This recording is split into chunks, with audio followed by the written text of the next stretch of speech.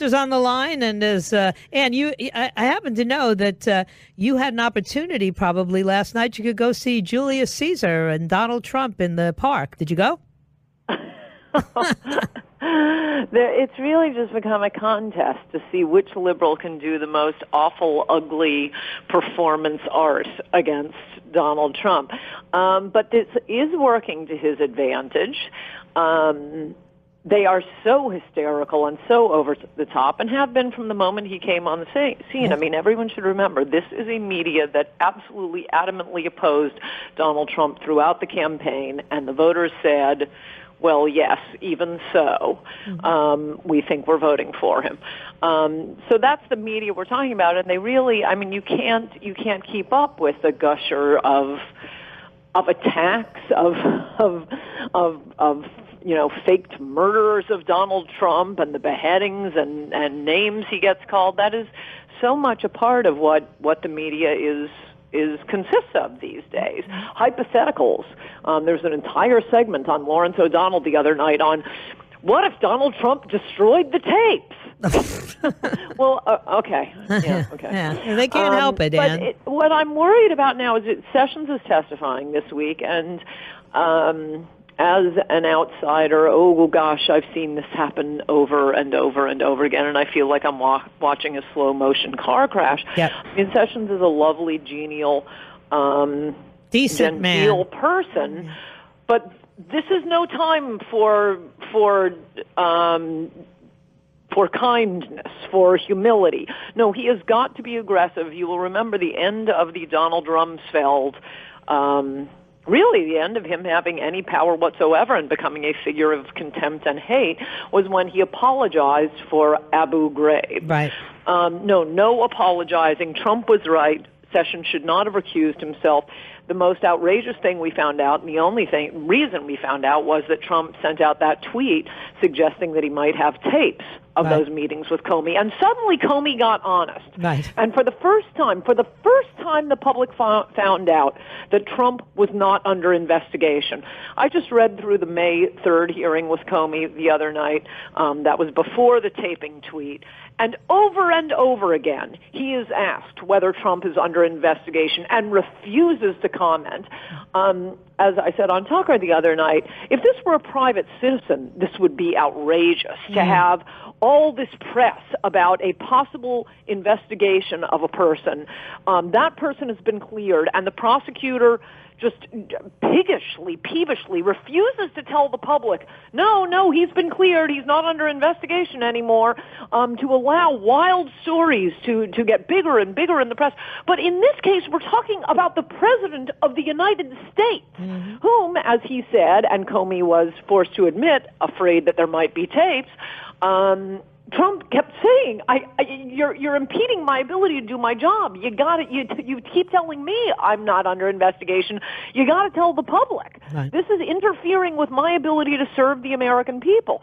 Well, because of these endless leaks from the investigation, we all know, everybody knows, I think there are 4 people under investigation, and who knows, they could be completely cleared, but being looked at in this ridiculous Russia probe, and that is Paul Manafort, Roger Stone, Carter Page, Jared Kushner. Is there anybody else? No, I think that's it. Okay, so Roger Stone didn't even work for the campaign. He is not a million miles near the White House. Carter Page and Paul Manafort, they only came onto the campaign the last 2 months. All of them so far, no place within the White House. Only Jared Kushner is in the White House. If Jared Kushner quits, there is absolutely no justification for an independent counsel. The president is not under investigation. Even if Jared Kushner doesn't quit, I'm not sure there's grounds for a special counsel. Is there some special relationship between Jared Kushner and the Attorney General, Jeff Sessions? No, I don't think so. Moreover, this idea that Sessions needs to recuse himself because his job was, United States Senator. He is doing what United States Senators do, meeting with ambassadors, something all these Democrats have done dozens of times. There are photos of Claire McCaskill tweeting out, about to meet with the Russian ambassador. And Pelosi, too. It's like robbing a bank or something. No, that was his job. Yes, he endorsed Trump, and yes, he introduced Trump at some rallies. That wasn't his job. He endorsed Trump. His job was U.S. Senator. He should never have recused himself. He should go on the offensive, say, this is nonsense. I'm a nice person. I was trying to comply with you, but you have gotten out of control, and we can't get anything done for the American people. I am not recusing myself now that we finally know, and Comey has finally admitted that Trump is not under investigation. There is no need for a special counsel. Mueller's out. He fires Mueller. You think that he can do that? I don't. I think he's going to go and do the Rumsfeld thing. This is why I say it's a slow motion plane crash. Mm-hmm. Well, and it's. And by the way, I'm sorry, I'm going on so long, but that leads back to your initial question about the Caesar in the Park with the dramatic murder of Donald Trump, or the Donald Trump character. What is the downside of firing Mueller? There is none. You think, all upside, not going to waste the president's time. We can actually start building the wall, deporting dreamers, bringing jobs back. No downside except, the media will be hysterical. They're hysterical anyway. Would anyone notice? How do they ratchet it up any farther? They can't.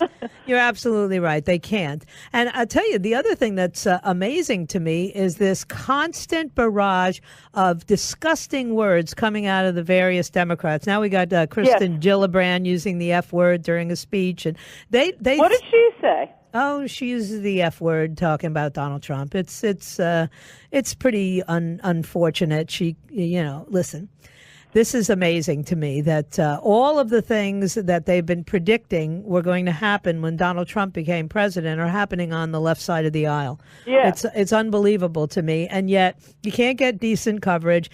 And unfortunately, and you and I both know this, there's too many people who are protesting their innocence, and they ought to all shut up, including the president, who I stand behind 100%. But I don't think he needs to testify or offer to testify. Any good lawyer, you're a lawyer, would you allow him to testify? Well, I must say I'm torn on that point because, no, you're absolutely right. Lawyers are killjoys. We always say, don't talk. Do it. Don't do it. Don't testify. Yeah, that would be legal advice, but my political advice is, you got to testify. Trump is very good. He doesn't need the instruction I'm saying that Sessions need. I promise you, his first instinct is not abject apology. And oh boy, do you need that dealing with these monsters in the press. Yeah, well, he needs to, get a handle on this Republican leadership, because I've never seen anything so ineffective. Can you imagine if Democrats were in control of both houses and the White House, that there would be a special counsel, there would be any investigations going on whatsoever against President Obama and Attorney General Lynch, who apparently really did interfere? I mean, it's crazy. Nothing like that happens. The comparisons to Eric Holder, Loretta Lynch, and this showboater Comey. I mean, I can't even get into that. I just want our side to come out swinging, i.e. Sessions, and fire Mueller.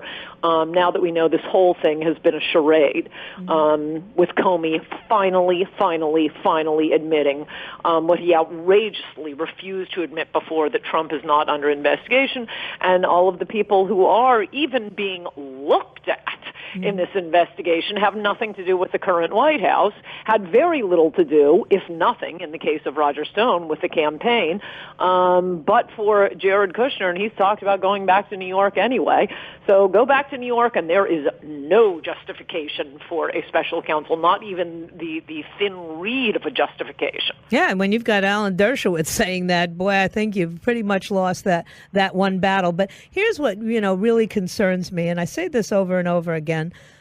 There is a sort of a hunger for the destruction of this man that speaks poorly about the American political system. I mean, it's not enough to, and I lived through, the attacks against Ronald Reagan. I lived through the attacks against Bill Clinton, but it was never so disgustingly personal. It was never so arrogant as I see now with every effete intellectual snob who just, well, I don't support Donald Trump. I'm glad to see him self-destructing. And I'm talking about my Republican friends saying that stuff. Yes, the arrogant point is that is a good one, because I think of the politicians, and there are some whom I hate with the hot hate of 1,000 suns. And I mostly try to bite my lip, unless it gets important, like Marco Rubio runs for president. But even then, one thing I hate most about public life, people who talk about politics, is the fake bravery and the seeking approval from the left. Yeah. Oh, no. And you can just see them, smiling like the Cheshire cat after attacking Donald Trump. Oh, will you like me, Chuck Todd? Will you like me now? Nicole Miller, will you like me? Katie Tur, I just said something really mean about Trump. Yeah. Well, people are building careers off this. It's frightening to me. I mean, MSLSD, when you look at some of the people who are, hosting their own programs who have nothing to offer the American public discourse. But they hate nothing. Trump. They just hate Trump, and that seems to be enough. And then you look at what was left of the conservative media in terms of Fox News. Look, I can't watch it anymore. With very few exceptions, if I know you're going to be on, I might turn it on. Oh my gosh, Fox News is only getting better. What are you talking about? They replaced that liberal triangulator who would never lift one finger to defend you or me or any conservative, Bill O'Reilly, with Tucker Carlson. That is all win. Yeah, well, that's and that's 1 hour. The only change. That's the only new one. If this is what the Murdoch Sons are doing, I say bring it on. Let's get some more changes. No, I disagree. I look at that 5 o'clock program, the 9 o'clock program. It's funny. Nobody likes these. No, they're awful. They're awful shows, which drives viewers away. None of those are new. That's the old Fox. That's the Fox I'm hoping the Suns are going to. I mean, we have, but this primetime right-wing real estate.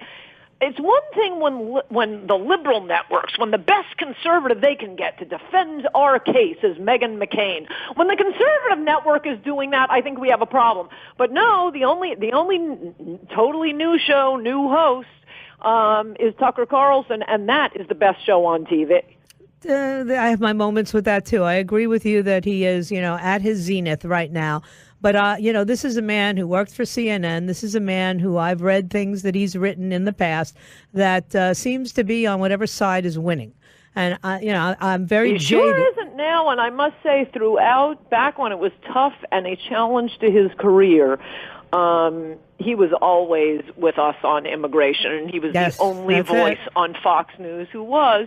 You were bad in the past. You were a commie, sister. Yeah, that's true. But I guess you make a good point there.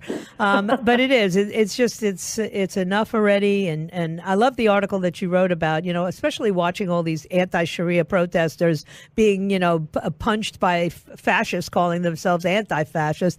And you said, look, if you want to know how this works, look at Poland. Look at these countries that don't allow Muslim terrorists to move into their country. They don't have any terrorism. This is not rocket science. I mean, Japan.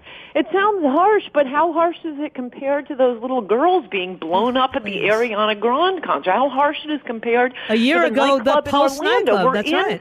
An emergency situation. Look, there are lots of nice Germans. We didn't bring in Nazis. We didn't bring in lots of Germans during World War II.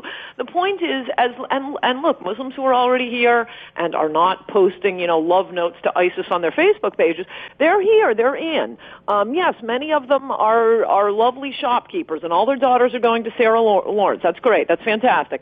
But the issue is bringing in such a huge number of Muslim immigrants along with them, we will get a small percentage of terrorists. Yep. So right now, we need to stop bringing in even the ones who will end up being lovely shopkeepers. Yeah, I agree with you, but unfortunately, I'm looking at some of the numbers coming out of this administration, and they're not good. There's more dreamers being admitted than I had ever dreamed possible, and there seem to be more refugees from these, Islamic parts of the world that are not being properly vetted. So, we've got a lot of work to do. I'll be in D.C. in a couple of weeks again with an anti-illegal immigration rally that is now focusing on stuff, that has to do with these refugees and this sort of farce, this dance that we do. That's part two of what Trump needs to do. I mean, the entire administration, this week's sessions, they've really got to come out swinging. If Ann were czar of the Republican Party, I described what Sessions needs to do. No foot scraping and bowing to these swine. But part two is Trump needs to do the stuff that we want him to be doing. That he said he was going to do. And he kind of hasn't been getting to that yet. No. I think he will soon. But if he wants to have really an unbreakable bond with the people, start deporting the dreamers and build the wall. Yeah. He could, if he wanted to, he could collude with the Russians. Not that I think that is a completely insane theory and the left has gone mad, but he could do whatever he wants. He could run the country from Trump Tower and employ only his kids. Just do what we sent you there for. Yeah, fascinating. Ann Coulter, and of course, always a pleasure talking with you. Everything going good? Are you writing? What are you writing? Well, good question. This is normally when I'd be writing another book, but yes. The media has me, so annoyed all the time. I don't have time. I hear you. Well, thanks, and you'll let me know when you're writing. Yeah, it's good to talk to you, Joyce. Good to talk to you. Ann Coulter, of course, the brilliant writer of so many books that predicted all this was going to happen.